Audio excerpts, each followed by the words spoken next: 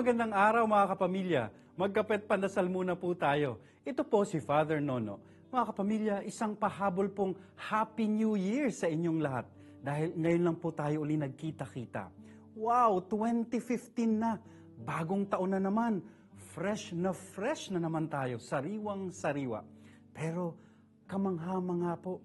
Sino man ang gumawa ng kalendaryo at nagpauso nitong tradisyong ito ng bagong taon, napaniwala tayo na maaaring maging bago lahat, bawat bagong taon.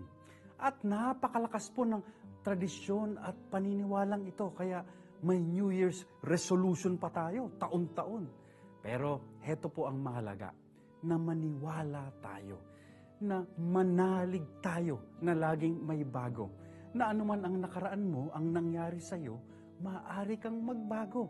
You can change. Life can be new if you believe. Mahalaga yan dahil lahat ng bagay nagsisimula sa paniniwala, sa pananalig sa sarili at sa Diyos.